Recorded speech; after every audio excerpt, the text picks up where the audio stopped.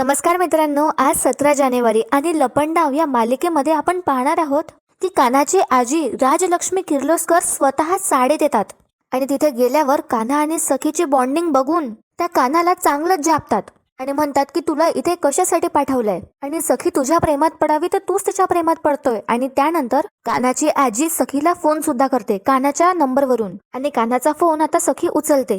त्याचबरोबर मित्रांनो, आपण पाहणार आहोत की कान्हा सरकार जवळची नोकरी आता परत सुरू करणार आहे आणि जसं तो मागे म्हणाला होता की तो आता ड्रायव्हरची नोकरी सोडणार आहे आणि सरकारच्या जास्त जवळ राहून तिला उद्ध्वस्त करता येईल असं काहीतरी प्रमोशन घेऊन तो सरकार जवळच कोणती तरी दुसरी नोकरी करणार आहे. त्याचबरोबर मित्रांनो, आता या सरकारला माहिती होतं ती हॉस्पिटलमध्ये जाते तेव्हा तिला समजतं की कान्हा महाडिक याच्या बँक अकाउंटवरून 10 लाख रुपयाची मोठी रक्कम दाभाडे मावशींचा जीव वाचवण्यासाठी देण्यात आली होती. तर बघूया मित्रांनो, आता हे सरकारला माहिती पडल्यावर ती काय करणार आहे.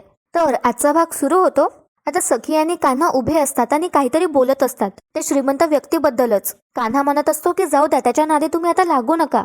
उलट मनात त्याचे आभार माना. तितक्यात काय होतं, कान्हाचा फोन वाजतो आणि त्याच्या माचा म्हणजे त्याच्या आजीचा फोन असतो. आता फोनची रिंग वाजल्यामुळे सखी सुद्धा त्या फोनकडे बघू लागते आणि आता कान्हा सखीकडे बघतो.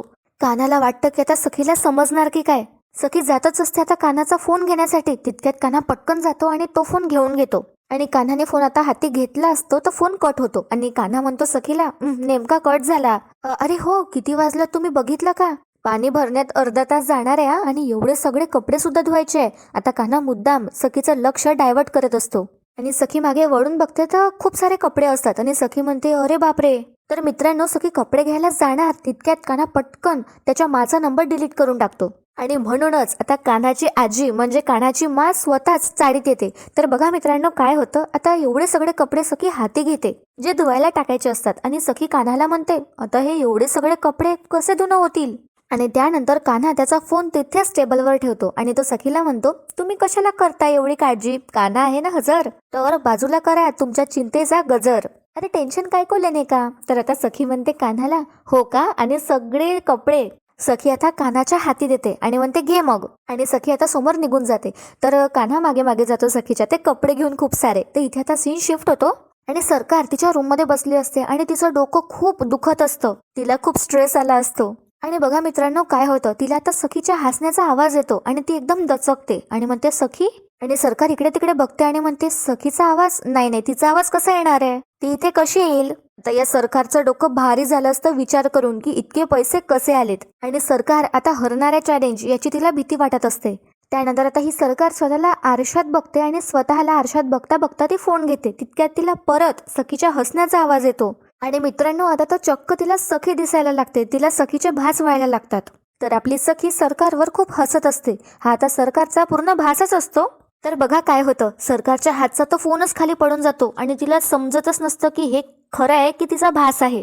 तर सरकार डोक्यावर हात ठेवते आणि म्हणते मला काय होतंय हे सगळं, सखीचे भास मला का होत आहे.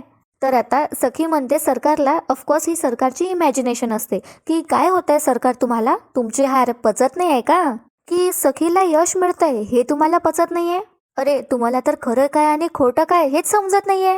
आणि त्यानंतर सरकार म्हणते सखीला की सरकार आहे मी, हार हा शब्द माझ्या डिक्शनरीमध्येच नाहीये. आणि बघा आता ही सरकार काय करते, तिला माहिती असतं की हा भास आहे तरी ती स्वतः प्रॉपर्टीचे पेपर्स घेऊन येते आणि सखीला म्हणते घे, तू खरी सखी आहेस ना, मग कर सह्या या प्रॉपर्टी पेपर्सवर. तर आता ही सरकारचा भास असलेली सखी जोराजोराने हसू लागते आणि सरकार तिला हात लावायला जाणार तितक्यात ते गायब होते आणि सरकारला समजतं की हा सगळा तिचा भास आहे. आणि आता या सरकारवर चक्क वेळ होण्याची वेळ येते. तर काय होतं, सरकार स्वतःला शांत करते आणि म्हणते रिलॅक्स, आता जग इकडचं तिकडं झालं तरी चालेल पण त्या भिकारड्या सखीकडून या प्रॉपर्टी पेपर्सवर सह्या घेऊन राहणारच ही सरकार, असं ही मनस्विनी स्वतःला म्हणते. आणि पुढे ती म्हणते आता संक्रांत आहे ना, आता सरळ सरळ अख्ख्या चाळीवरच संक्रांत येईल आणि ते साडकऱ्यांच्या डोक्यावर ना छप्पर असेल ना पायाखाली जमीन. आणि बघा मित्रांनो, इथे आता सीन शिफ्ट होतो आणि सखी आणि कान्हा खाली आले असतात चाळीतल्या नळावर कपडे धुण्यासाठी आणि आपला कान्हा सखीला चक्क कोचिंग देत असतो कसे कपडे धुवायचे याची. आणि कान्हा सखीला म्हणतो हे बघा असं बसायचं आणि असे कपडे धुवायचे. तर बघत राहा मित्रांनो, थोड्याच वेळात तिथे कान्हाची आजी येणार आहे. तर कान्हा आता सखीला शिकवत असतो. असा ब्रश घ्यायचा आणि मग तो घासायचा कपड्यांवर, एक एक कपडा घेऊन तो तिला कपडे धुणं शिकवत असतो. त्यानंतर आता सखी सुद्धा कान्हाला म्हणते की मी करून बघते म्हणून, आणि सखी सुद्धा आता तसं करून बघते. तर पहिले तर तिला काही जमत नाही आणि ब्रश तिच्या हातून निसटून जातो. त्यानंतर सखी तो ब्रश घेते आणि परत ते कपडे धुवू लागते व्यवस्थित. त्यानंतर कान्हा कपडे पिळू लागतो. तर आता सखी सुद्धा कान्हाला असा इशारा करते की मी पण करून बघते. तर दोघे मिळून आता तो जो शर्ट असते कान्हाचा ते पिळून घेतात आणि या दोघांची छान मजा मस्ती सुरू असते. आता कान्हा आता मजाकमध्येच सखीला म्हणतो की त्याला लागला म्हणून, असा तो इशारा करतो. आणि आता सखीला खरंच वाटत असतं आणि सखी सॉरी सुद्धा म्हणते. त्यानंतर आता कान्हा हसतो आणि सखीला सांगतो की हे मी गंमत केली, म्हणजे इशाऱ्यातच त्यांचं सुरू असतं. आणि बॅकग्राऊंडमध्ये एक गाणं सुरू असतं. त्यानंतर काय होतं, आता बेडशीट धुवायची वेळ येते आणि ती खूप मोठी असते. तर आता कान्हा सखीची मदत करतो आणि सखीला प्रेमात पाडायचं असतं कान्हाला. तर कान्हाच सखीच्या आणखी प्रेमात पडत असतो आणि तो तिच्याकडे प्रेमाने बघत असतो.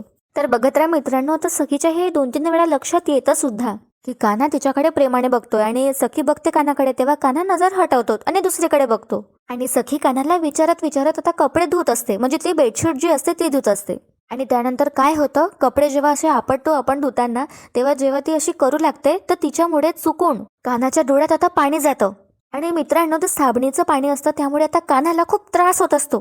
तितक्यात आता आजींची गाडी तिथे येते आणि बस इथेच आता कान्हाची आजी हे सगळं बघू लागते आणि त्यांना आता हे खटकतं, म्हणून त्या कान्हाला बोलवणार आहे समोर. तर बघत राहा काय होतं. आता सखीच्या लक्षातच येत नाही की तिच्या हाताला साबण लागली आहे म्हणून, आणि ती कान्हाच्या डोळ्यातलं पाणी पुसायला जाते तर तिच्या हातची साबणच कान्हाच्या डोळ्याला आणि चेहऱ्याला लागते आणि त्याला आणखीच त्रास होऊ लागतो. आता सखीला सुद्धा काही समजत नसतं काय करू म्हणून. त्यानंतर सखी तिचा हात धुते आणि पाण्याचा हात घेते आणि हळूच कान्हाच्या डोळ्यावरची साबण पुसू लागते. आणि हे सगळं आता राजलक्ष्मी किर्लोस्कर त्यांच्या गाडीतून बघू लागतात दुरूनच. तर इथे काय होतं, सीन शिफ्ट होतो आणि कामत हाऊसमध्ये, कामत बंगल्यावर आता हा परशू आला असतो घरी. आणि सरकार विचारते त्याला, काय रे कामाचं काय झालं? तर परशू म्हणतो, आजच काम होईल सरकार, म्हणजे माझी माणसं जी आहेत ना ती कान्हाच्या मागावर असतीलच. तर सरकार म्हणते, हो का, तुझी माणसं? मग आता सरकार या परशूजवळ चालत येतात आणि म्हणतात, अच्छा मग आतापर्यंत काय तू झोपा काढत होतास का? तर आता परशू गप्प असतो. सरकार म्हणते, माझ्या आयुष्याचा एक एक सेकंद महत्वाचा आहे आणि तुला कान्हाच्या विरोधात एकही पुरावा अजून सापडला नाहीये, not even a single evidence. तर आता सरकार या परशूवर ओरडूच लागतात आणि म्हणतात, तुला तर हॉस्पिटलला पाठवलं होतं ना, आणि दाभाडे जिवंत राहू नये याची तुला व्यवस्था करायची होती, पण तू काय केलंस? तर आता घाबरतच हा परशू म्हणतो सरकारला, पण सरकार म्हणूनच तर आपण त्या संजयला पकडू शकलो ना. आणि सरकार, कान्हाचा फोन झाला होता आणि 100% त्या दोघांचा संबंध आहे सरकार, मी तसं लिहून देतो ना तुम्हाला. तर सरकार आणखीच या परशूवर ओरडते आणि म्हणते, काय किंमत काय रे तुझं हे लिहून देण्याची? उगाच हवेत बाता करू नकोस हा परशू, सांग पैसे कोणी भरले? तर आता हा परशू म्हणतो, सरकार मी शोधतोय ते. तर आता सरकारला वाटतं की तिलाच आता काहीतरी स्टेप घ्यावी लागणार आहे. तर सरकार या परशूची टाय पकडते आणि त्याच्या सूटकडे बघत म्हणते, काय रे परशू, ह्या तुझ्या अंगावरच्या सूटची काय किंमत असणार? तर हा परशू सांगतो कॅज्युअलीच की असेल 15-20 हजार. तर सरकार त्याला म्हणते, बापरे 15-20 हजार? आणि या परशूचा टाय आता झटकत सरकार म्हणते, 15-20 हजार? अरे त्याच्या 1% तरी अक्कल आहे का तुला? आणि त्यानंतर सरकार आता या परशूला बोट दाखवते. तर आता हा घाबरतो परशू आणि म्हणतो, मग सरकार मी काय करायचं? सरकार म्हणते त्याला, काहीच करू नकोस तू, आता जे काही करायचंय ते मलाच करावं लागेल. आणि सरकार आता मनात म्हणते, मलाच हॉस्पिटलमध्ये जावं लागेल आणि आता सगळी सूत्र माझ्याच हाती मला घ्यावी लागणार आहे. या कॉर्पोरेशनचं आता इंडक्शन संपू दे, मग एकदा काय इलेक्शन झालं की मग त्या सखी सदन साडीवर संक्रांत येईल, असं सगळं आता ही सरकार मनात म्हणते. आणि त्यामुळे ती हॉस्पिटलमध्ये जाते सुद्धा, जिथे तिला समजतं की कान्हाच तो व्यक्ती आहे. तर असो, ते पुढे आपण बघूयाच. आता काय होतं, सरकार परशूकडे बघते आणि युजलेस म्हणत तिथून रागातच निघून जाते. पण आता इथे काय होतं, सीन शिफ्ट होतो आणि कारमध्ये बसलेल्या कान्हाची आजी हे सगळं आता बघू लागतात. आता सखीमुळे चुकून साबण वगैरे गेली असते कान्हाच्या डोळ्यात, म्हणून ती फूक वगैरे काय मारते कान्हाच्या डोळ्यात जवळ येऊन, आणि कान्हा हे सगळं एन्जॉय करत असतो. हे सगळं बघून आता कान्हाच्या आजीला हे सगळं खटकतं आणि कान्हाला माहिती नसतं की त्याची आजी चक्क चाळीत येऊन पोचली आणि हे सगळं बघतीये म्हणून. तर सखीला आता काळजी घेताना बघून कान्हा आता सखीकडे प्रेमाने बघू लागतो आणि आता सखीला समजतं की कान्हा नाटकं करतो, आणि म्हणून सखी आता बकेटमधलं पाणी घेते आणि कान्हाच्या तोंडावर फेकून मारते. तर आता कान्हा भानावर येतो आणि बघा मित्रांनो, मग ती लांबची लांब बेडशीट जी असते ती त्याचा एक कोपरा कान्हा आणि दुसऱ्या कोपऱ्यात सखी पकडते आणि ते पिळू लागतात. तितक्यात तिथे आता सानप काका येतात आणि आता हे बेडशीट पिळताना सुद्धा कान्हा आणि सखी एकदम असे प्रेमात बुडालेले सारखे वागत असतात आणि या दोघांचं इशाऱ्यामध्ये सगळं बोलणं सुरू असतं आणि सानप काका हे सगळं बघत असतात आणि खुश होतात हे बघून. पण कान्हाची आजी खूप रागात बघत असते या दोघांना आणि त्यांना हे अजिबात पटत नसतं. तर बघा मित्रांनो, आता काय होतं, आता ही जे बेडशीटचे हे दोघं घडी करतात आणि एकमेकांच्या जवळ येतात कान्हा आणि सखी आणि एकमेकांकडे बघू लागतात. हे बघून आता सानप काका तिथे झाडत असलेल्या सानप काकूंकडे जातात आणि त्यांना हाक मारत म्हणतात, ए माझी लाडाची बायको, आज कपडे खूपच आहे तर एकत्र मिळून धुया काय. तर तिथे चाळीतल्या बाया सुद्धा हसूनच एकमेकांकडे बघतात हे ऐकून. तर सानप काकांची बायको म्हणते, मी काही तुमच्यासारखे रिकामटेकडी नाहीये, चांगले स्वच्छ कपडे धुवा आणि त्यानंतरच घरात या, ते सुद्धा पाणी जायच्या आत. तर हे ऐकून कान्हा आणि सखी हसू लागतात सानप काकांवर. तर सानप काका परत म्हणतात, अगं ये, आपण नाही का चादर धुऊ एकत्र. तर आता चिडतच सानप काकांची बायको त्यांच्या जवळ येते आणि म्हणते, तुम्हाला काय पडली आहे, इकडे काय चालू आहे, फालतूची लाडी गोडी लावू नका हा मला. आणि हे असेच कपडे धुता धुता आपल्या 3 पोरं झालीत. तर हे ऐकून आता सखी आणि कान्हाला एक झटकाच लागतो आणि कान्हा हसू लागतो. तर सानप काकांची बायको म्हणते, आता जाता की. तर त्यावर आता सानप काका म्हणतात की येऊ. तर त्यानंतर सानप काकांची बायको त्यांना म्हणते, झाडूचा मार देऊ.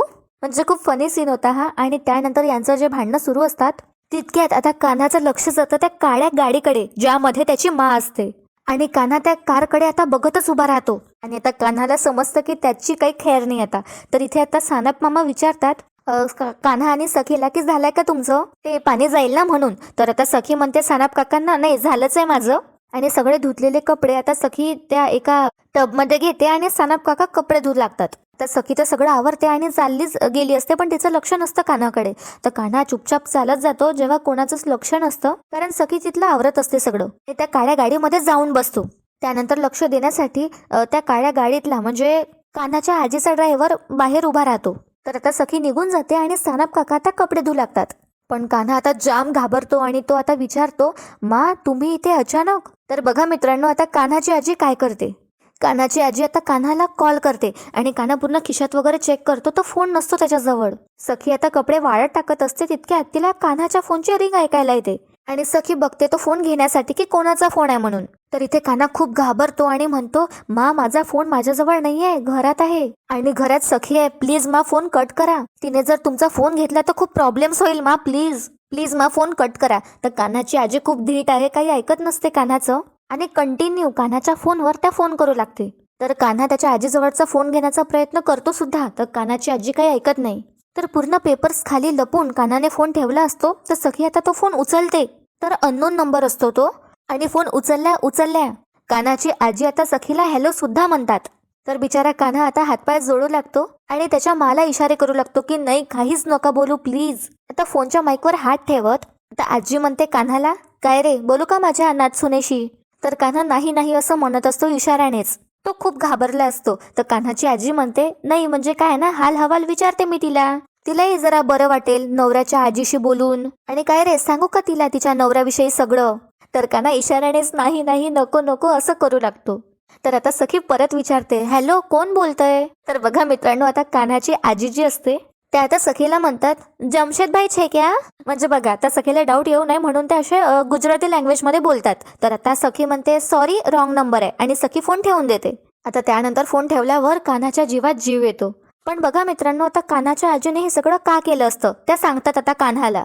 तर बघा आता कान्हाची आजी एकदम अशा स्ट्रिक्ट टीचर सारख्या कान्हावर ओरडतात, त्याला समजावून सांगतात आणि म्हणतात, झाले का कपडे धुवून झाले तुझे, घरची कामं करून झालीत की अजून काही बाकी आहे. अरे हो, तुला तर तुझ्या बायकोला जेवणासाठी मदत करायची असेल, तुझी वाट बघत असतील ना ती, तर जा जा घरची कामं करून घे बाबा. अरे आपल्यासाठी किती महत्वाचं आहे ते कबीर. तर आता कान्हा आपली मान खाली घालतो. तर बघा मित्रांनो, आता काय होतं, कान्हाची आजी म्हणते कान्हाला, हा म्हणजे त्या बाईनं तुझ्या बापाला मारलं असेल आणि तुझ्या आईला जिवंत प्रेतासारखं राहायला भाग पाडलं असेल आणि तुझं लहानपण जरी बर्बाद केलं असेल. काही नाही रे, ह्या सगळ्या अशा किरकोळ गोष्टी आहेत, त्याचा बदला कधीतरी निवांतपणे घेऊया, आपण घेताच येईल, फार काही विशेष नाही आहे ते. हा आता कान्हा बिचारा गपचूप हे सगळं ऐकून घेतो. आता आजी म्हणते कान्हाला, काय आई बापापेक्षा बायको महत्वाची आहे, आईची माया कुठेही मिळेल पण बायकोची ऊब परत कधी मिळणार. तर असं सगळं टोमणा आता मुद्दामच कान्हाची आजी त्याला मारू लागते. त्याला जाणीव झाली पाहिजे हे किती सिरियस आहे त्यामुळे. तर आता कान्हा म्हणतो, मा तुमचा काहीतरी गैरसमज होतोय, मी आजच त्या सरकारच्या बंगल्यावर जाणार आहे आणि पुन्हा माझ्या कामाला मी हजर होणार आहे. तर कानाची आजी म्हणते, हा तू होशीलच, तुझ्या सोयीनं आरामात होशील. काय ना, तुझ्यासाठी जीव पणाला लावणाऱ्या लोकांची तर तुला काळजी नाहीच आहे. त्यांची काळजी तुला असेल तर लवकरात लवकर होशील तू हजर.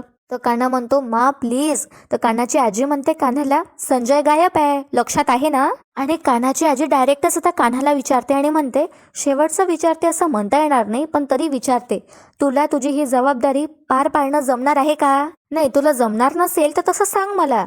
काही फरक पडत नाही रे जास्त, फक्त सगळे सूत्र मला माझ्या हाती घ्यावे लागतील आणि या वयातही मला काम करावं लागेल, म्हणजे तू मोकळा. तर आता हे सगळं ऐकून कान्हाला खूप गिल्टी वाटत असतं आणि आता कान्हाला त्याची जाणीव होते की त्याचं कुठेतरी चुकतंय म्हणून. त्यानंतर आता तो त्या गाडीच्या बाहेर पडतो आणि किरण आता बाहेरून कुठून तरी आला असतो आणि त्याला दिसतं की ती गाडी आली आहे म्हणून. आणि बघा मित्रांनो, आता काय होतं, कान्हा आता जाणार असतो तितक्यात त्या छडीने कान्हाची आजी त्याला अडवते आणि म्हणते, किर्लोस्कर घराण्याची प्रथा आहे, विसरू नकोस. संक्रांतीला सूर्यपूजन करायचं असतं, उत्तरायण सुरू होत आहे, तर दान धर्म करायचा आहे आपल्याला.